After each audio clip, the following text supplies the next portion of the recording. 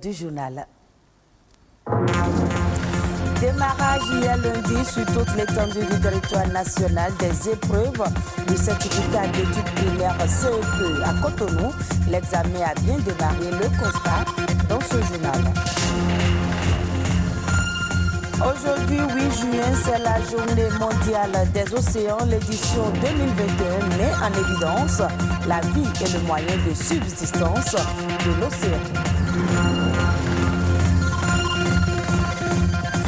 Les océans jouent justement un rôle fondamental dans la régulation du climat mondial et absorbent plus de 90% de l'excès de chaleur accumulé dans le système climatique. Que faire pour mieux les préserver?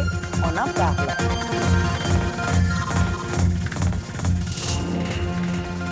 Plus de 200 000 candidats composent depuis ce lundi sur le territoire national dans le cadre de l'examen du certificat d'études primaires. CEP. Ils sont évalués sur la base des connaissances acquises après 9 mois assidus de cours. À Cotonou, la composition a bien démarré sur un effectif de 252 candidats inscrits à l'école primaire publique de Bégamin. 3 ont manqué à l'appel. Voici le constat de l'équipe de reportage conduite par Alessandra Diotan. Voilà qui donne le top par ici de la première épreuve entrant dans le cadre de cette évaluation.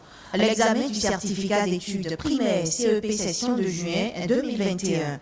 Répartis dans une dizaine de salles de classe, ces apprenants inscrits au centre de l'EPP et Bégamin Sud ont bien démarré la composition. Je confirme, c'est effectif. L'examen du CEP 2021 démarre effectivement ce jour. Cette année, nous n'avons pas autorisé les parents à rentrer dans l'enceinte du centre, puisque dans les années antérieures, on a vu que lorsque les parents envahissent la cour de l'école, ça nous perturbe sérieusement. Et ça empiète sur le temps de démarrage. Bon gré, mal gré, la consigne est passée du côté des parents. Quelques-uns ont tout de même choisi d'attendre au portail le temps que la première épreuve soit lancée. Je suis mère d'un candidat. Je l'ai amené ce matin et j'attends tout simplement pour qu'on lance l'épreuve avant d'aller à la maison. Les dispositions ont été prises de manière plus meilleure que par rapport à l'année passée. Les dirigeants, donc ils eux-mêmes se sont chargés de diriger les enfants qui ne retrouvaient pas leur classe. Je vois que c'est une très bonne chose. J'aurais souhaité encore pour le prochain qu'ils fassent un tableau avec les schémas des bâtiments en indiquant tel numéro à tel numéro, c'est dans telle classe. Au plan national, 242 066 candidats, dont 85 à besoins spécifiques, planchent depuis ce lundi. L'examen n'est pas différent des évaluations de classe et il ne sera demandé que ce qui a été enseigné. Les candidats en sont conscients, mais pour autant ne sont pas moins stressés. Dimanche soir déjà, le ministre des Enseignements maternels et primaires a formulé dans un message des mots d'encouragement à leur endroit. L'examen du certificat d'études primaires, faudrait le préciser, pour la deuxième année consécutive, se déroule sous le respect des gestes barrières. Le contexte de la pandémie du coronavirus oblige. Je l'annonçais dans les titres, le 8 juin est une date dédiée chaque année à la célébration de la Journée mondiale de l'océan. Il s'agit d'une célébration internationale proclamée à Rio de Janeiro. Cette année, de grands défis océaniques sont au cœur de la journée. Il s'agit de protéger et de restaurer l'océan, sans oublier de veiller aussi à la protection des ressources marines. La vie de la planète en dépend. Patrick Adjagboudjou nous en dit plus dans cet élément. À l'heure où le monde entier est aux prises avec la pandémie du Covid-19 et nous nous employons à reconstruire en mieux notre mode de vie, nous avons une occasion sans précédent d'amender notre relation avec le monde naturel, y compris les océans de la planète. Véritable poumon de notre planète, les océans relient tous les habitants de la Terre, peu importe où ils se trouvent. Ils fournissent par exemple la plupart de l'oxygène que nous respirons. Ils constituent aussi une source importante de nourriture et de médicaments. C'est l'habitat naturel d'une incroyable variété d'espèces marines.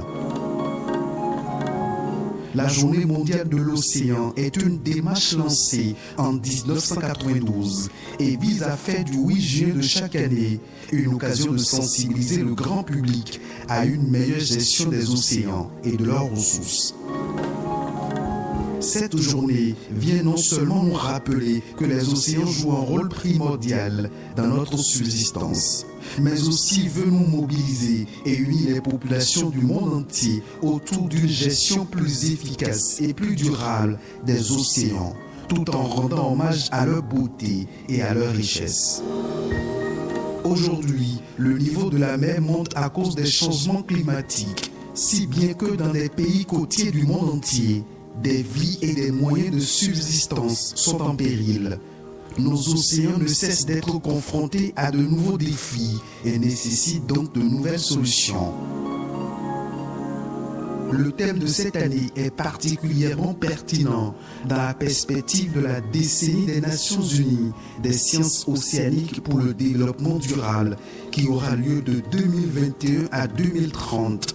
La décennie renforcera la coopération internationale pour développer la recherche scientifique et les technologies innovantes pouvant relier les sciences océaniques aux besoins de la société.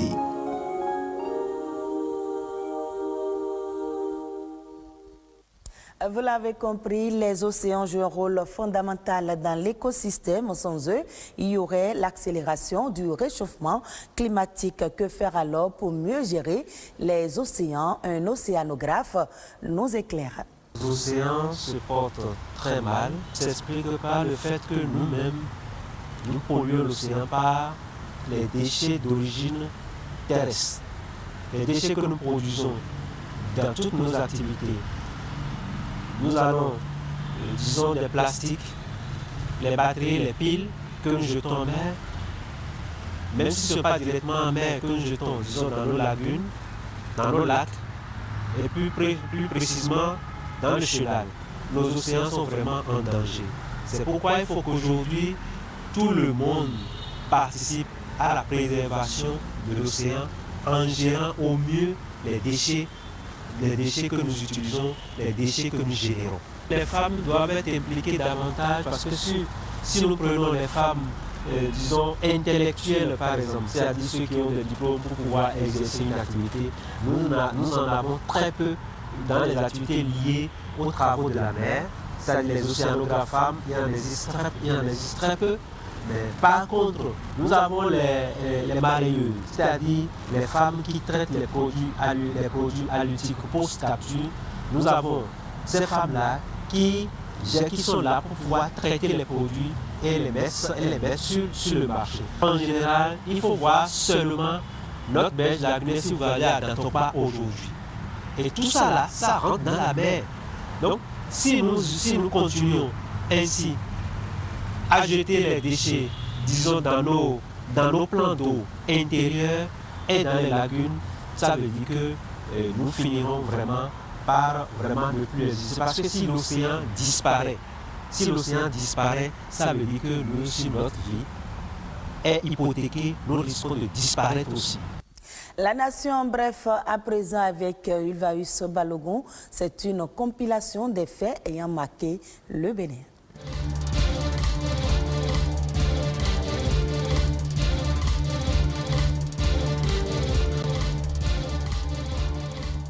Les établissements d'enseignement privé sont désormais priés de délivrer des factures normalisées pour toutes les transactions nécessitant une facture. Selon un communiqué rendu public par la Direction générale des impôts, les responsables d'établissements d'enseignement privé maternels, primaires, secondaires et universitaires ont l'obligation de délivrer des factures normalisées à l'occasion du paiement de tout ou partie des frais d'inscription, de scolarité ou de formation, ainsi que pour toutes autres transactions. De même, les parents d'élèves et étudiants sont également invités à réclamer la facture normalisée à l'occasion de chaque transaction effectuée avec les établissements d'enseignement privés. Le Bénin sollicite l'appui de la Banque mondiale dans le cadre d'un projet d'expansion de l'accès à l'énergie électrique. Il s'agit d'un projet d'investissement de près de 110 milliards de francs CFA qui soutiendra la stratégie nationale d'électrification en finançant la première phase des activités de densification et d'extension du réseau, en renforçant les capacités de mise en œuvre et en intensifiant l'électrification afin d'atteindre l'objectif d'accès universel à une énergie propre et abordable d'ici 2030 au Bénin. Le dit projet a pour but d'électrifier les ménages, les micro, petites et moyennes entreprises et favoriser l'implantation des installations publiques situées dans un rayon d'environ 7 km des réseaux existants. Le Bénin abrite en août prochain le Forum international des investissements. Prévu pour avoir lieu du 26 au 27 août 2021, ce rendez-vous des investisseurs a pour but de faire découvrir, échanger et partager les nouvelles dynamiques économiques du pays. Le thème choisi pour cette édition est Bénin, terre de vos projets. L'événement sera un espace de panel de haut niveau présentant les opportunités d'investissement dans chaque secteur d'activité et les mesures incitatives prises par le gouvernement. À terme, il s'agit de mobiliser des investisseurs publics et privés pour la mise en place d'un pipeline de projets solvables, mais aussi pour la conclusion des transactions structurantes.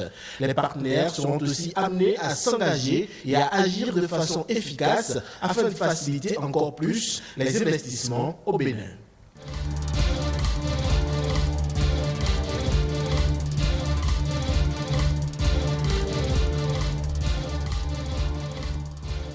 Hors du Bénin, la Chine, les États-Unis, l'Union européenne ou encore le Royaume-Uni travaillent chacun sur des projets de version numérique de leur devise. Si certains sont à un stade avancé, d'autres en sont encore à l'étape de la réflexion. En Afrique, le Ghana se joint à la danse et travaille sur une version numérique de sa monnaie, le Cedi, selon une déclaration du gouverneur de la Banque centrale. Avec ce projet, le pays devient la première nation africaine à suivre la tendance observée en Occident. La prochaine étape sera un pilote qui permettra à quelques personnes de tester le Cedi numérique sur des applications numériques. Après cela, la banque décidera si la monnaie digitale est réalisable. Une stratégie pour contrer l'influence croissante du Bitcoin et des crypto-monnaies. Les restes d'un Homo sapiens âgé de 3 ans enterré dans une grotte ont été découvertes par les archéologues au Kenya. Il s'agit de la plus ancienne sépulture d'Afrique connue à ce jour. Elle date de 78 000 ans. Nicolas Germain de France 24 pour le reportage. Les ossements ont été découverts en 2013 dans cette grotte près de la côte kenyane. La tombe n'est apparue qu'après d'autres recherches 5 ans plus tard. Initially, we thought it was just another primate and that is it, or a monkey. But then when we brought it here in the lab, is when they actually cleaned and they found the first tooth and they found it was a molar, and there were those guys that are trained to look at it. They knew it was definitely human, so we were very excited. L'enfant était en position fétale, évoquant un rituel funéraire. Il a été appelé Mtoto par les archéologues, mais on ne connaît pas son sexe. Les ossements ont été envoyés à un centre de recherche en Espagne. Les scientifiques viennent d'annoncer qu'il s'agit bien de la plus ancienne sépulture d'Afrique, vieille de 78 000 ans. L'existence même d'une tombe apporte son lot de révélations sur les Homo sapiens. We are getting a glimpse of their cognitive and emotional abilities at this point in time. For a very long time, we have only been looking at the technology, the subsistence, the environment, but we are beginning to understand now this, having people having some emotional attachments to the dead, that they can be able to intentionally bury them. Longtemps, les archéologues avaient cru que les premiers hommes dans cette région vivaient seulement dans la vallée du Rift, plus à l'ouest des zones côtières. Cette récente découverte a montré que ce n'était pas le cas. Et ce sera tout pour ce journal que vous pouvez suivre à nouveau sur le www.ortb.bj. Merci à vous de nous avoir suivis.